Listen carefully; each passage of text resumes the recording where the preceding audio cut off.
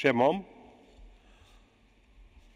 maintenant on va prendre l'item 8 sur l'agenda.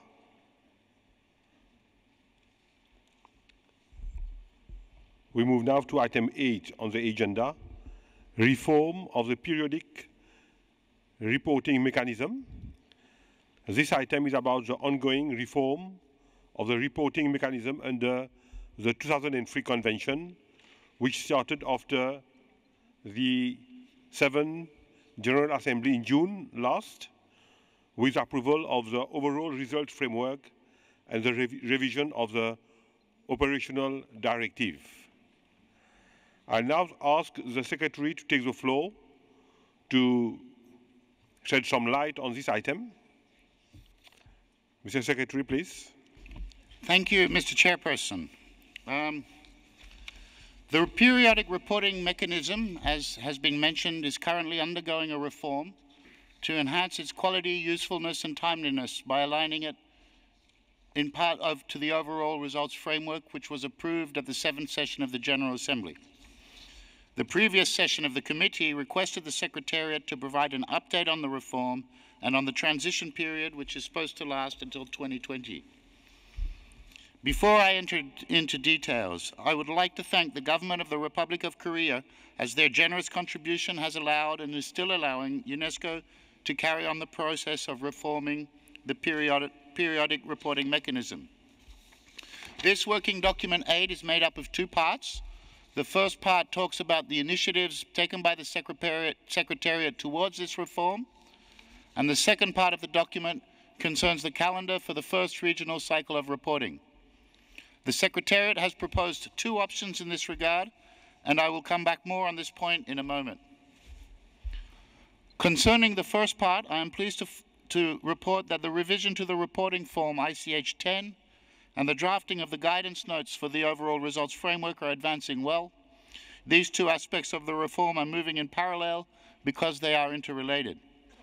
This is because the advancements on the revision of the form should inform the preparedness of the guidance notes and vice versa. The other ongoing activities include the preparation of the capacity building approach and information materials, as well as the adoption of the existing online reporting tool. The progress on all of these activities will be reported to the next session of the committee in 2019. Concerning the reform, I would like to clarify several points. The statutory obligation for states parties to submit their periodic reports on the implementation of the Convention and on the elements inscribed on the representative list has been suspended for the deadlines of 15th of December 2018 and 2019. This is valid also for the states that were late in submitting their reports for the current or past cycles. The procedure for the reporting on the elements listed on the urgent safeguarding list will not change for now. In other words, USL reports remains a separate reporting system on a quadrennial and inscription year-based schedule. As already discussed under items 6 and 7b, a global reflection on the listing mechanisms of the 2003 Convention, as well as on the transfer and removal, will happen soon and will be an occasion to discuss the reporting on inscribed elements as well. The reporting procedure for states non-party to the Convention on elements inscribed on the representative list will not change. The Russian Federation, which is the only state in this situation, will have to report every 6 years on its 2 former masterpieces incorporated in 2008 on the representative list. The next report on these 2 elements is therefore expected by 15th of December 2020, according to paragraph 169 of the ODs. Let me now move to the second part of this item. The committee at the current session has to establish the calendar for the first regional cycle of reporting. First of all, I would like to flag something to you that has to be kept in mind when deciding on the calendar of reporting. One of the main advantages of moving the reporting cycle to a regional calendar rather than ratification-based calendar is the multiple opportunities it will offer for more efficient and targeted capacity building, including peer-to-peer, neighbor-to-neighbor technical assistance and cooperation. The document presents 2 options for the committee's consideration. Option 1 has been already briefly mentioned in the working document for the previous session of the committee concerning draft amendments to the operational directives on periodic reporting, ITH 18/12, document 10. This option consists of a 6-year reporting structure, with each year dedicated to one of the electoral groups as defined in the grouping of member states for the purpose of election to the executive board. In this scenario, the states parties of the first electoral group would start preparing their periodic reports in early 2020 and submit them to the Secretariat by the deadline of 15th December 2020. The committee will then examine these reports at its 16 at the end of 21. At the same time, the second electoral group would have started the preparation of reports in early 21 in order for them to be submitted by 15 December 21, and so on, with the other electoral groups until you get to 2026. You can refer to the classifications of the states as per electoral groups in Annex 1 of the document.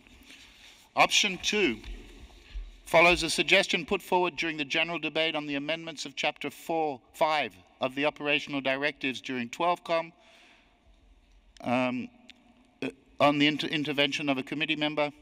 This scenario proposes to follow the same regional cycle of reporting as currently being followed by the 1972 Convention concerning the protection of the world cultural and natural heritage, with 5 regions defined according to the definitions of regions included in the UNESCO basic text with a view to the execution of regional activities. This scenario means that a 5-year calendar will be used with a 6-year. The 6th year would be dedicated to the evaluation of the periodic reporting mechanism and necessary revisions required before initiating again a new calendar.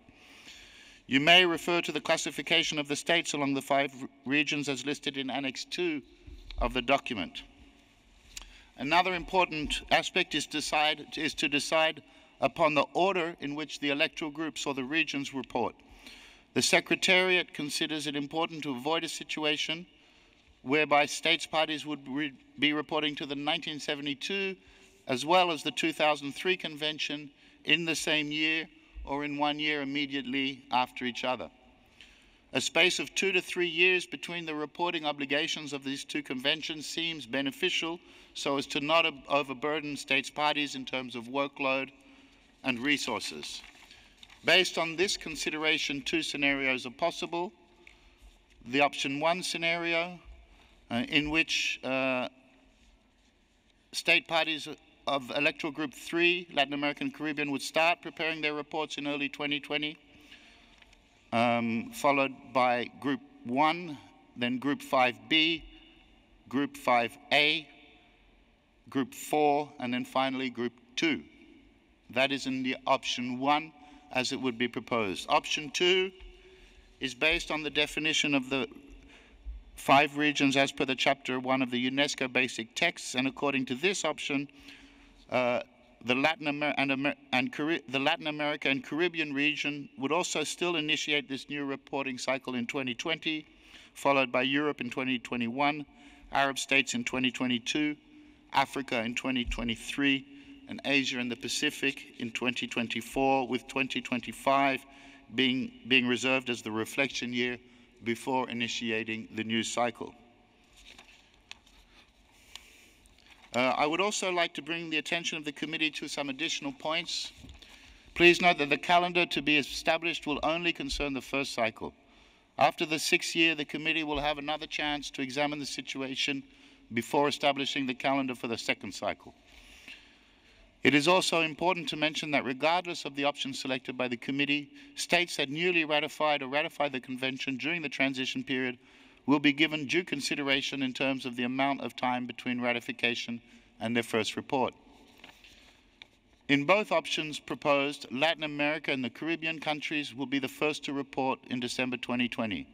If that order is confirmed, only 2 state parties out of 32, namely Jamaica and Mexico, that have reported this year as part of the last batch of reports examined by the committee under the old system, this year in item 7A, will have to report again in 2020, and the gap between their reports will be a gap of 3 years.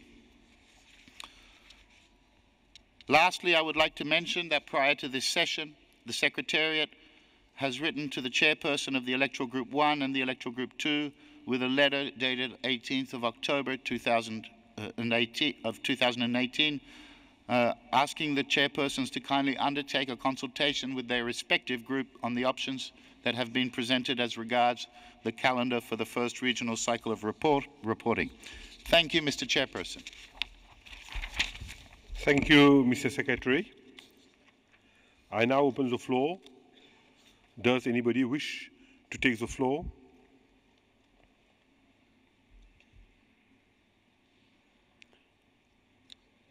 Can we move to the decision?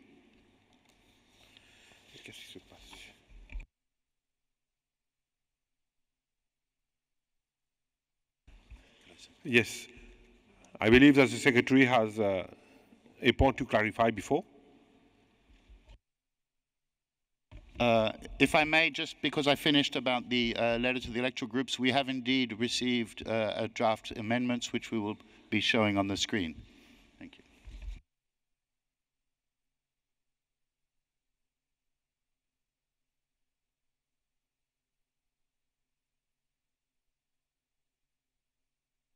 Okay.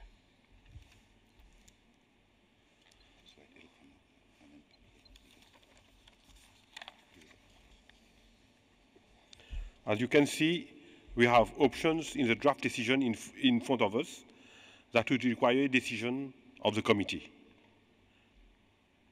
Nevertheless, let us proceed paragraph by paragraph. We start with paragraph 1, the citation. Any objection? Adopted. Paragraph 2, recalling relevant articles of the Convention. No objection. Adopted. Paragraph 3, further recalling relevant decisions of the committee and resolution of the GA. No objection. Adopted.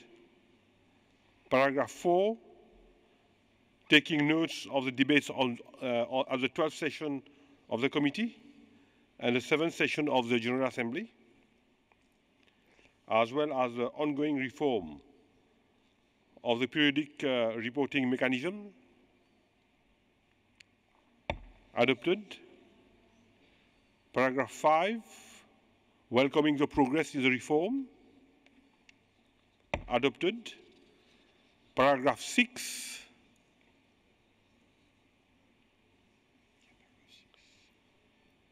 we thank the Republic of Korea for its contribution to support this reform. I see no objection. Adopted. New paragraph 7 now follow here. I understand that we have a new paragraph 7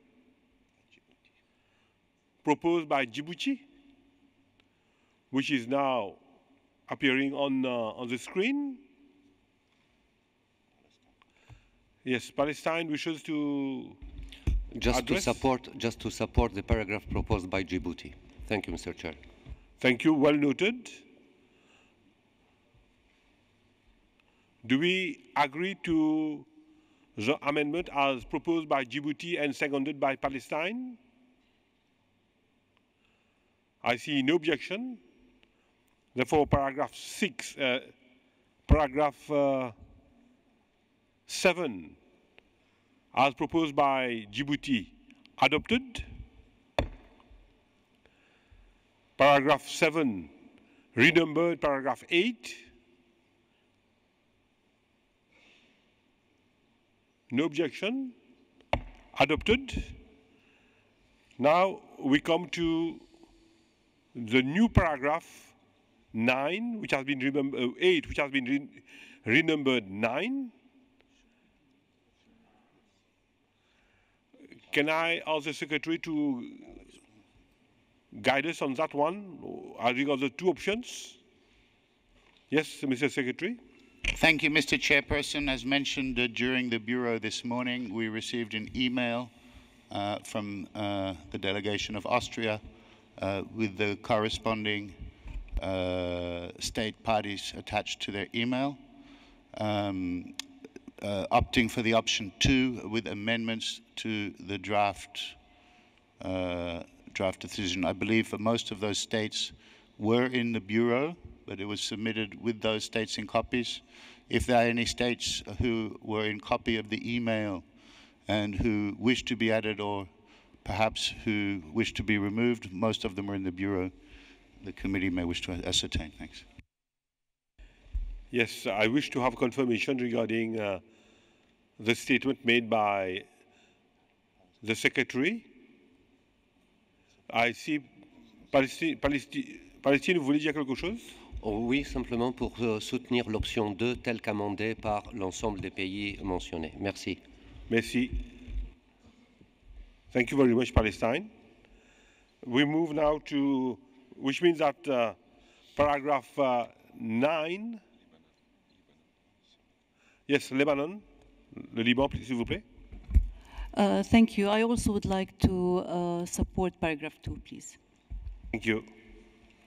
Which means that we adopt the new paragraph 9 as amended. No objection. Adopted.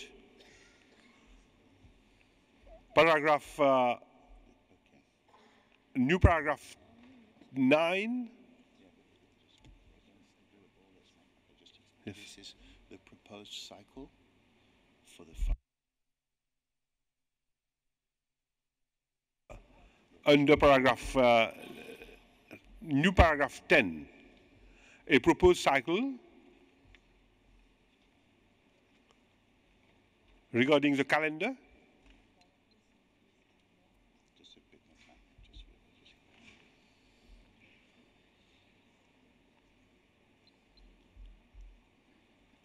They still have to fix something on 11. That's right.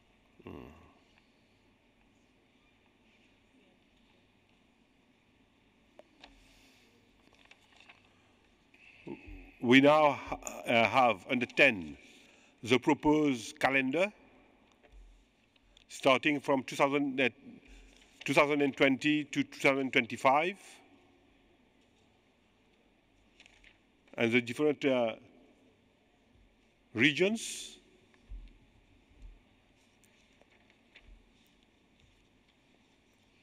Any objection? I see none. Adopted.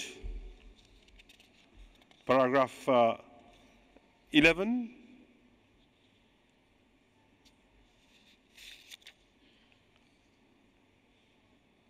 Which need to be corrected, and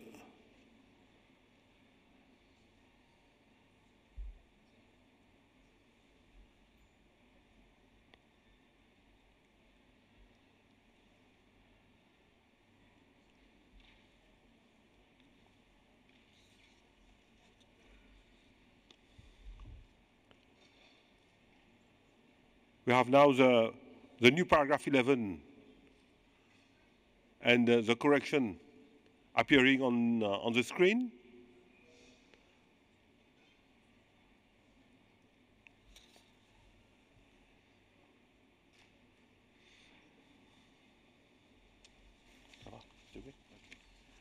Can we now adopt the new paragraph 11 with all the corrections? Adopted. Now we move to adopt the whole decision under decision 13.8. Any objection? Decision 13.8 adopted as a whole.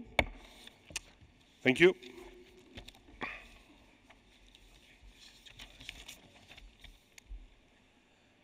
Ladies and gentlemen, before you leave the room, I would like to give the floor to the Secretary for a few practical announcements. Mr. Secretary, please.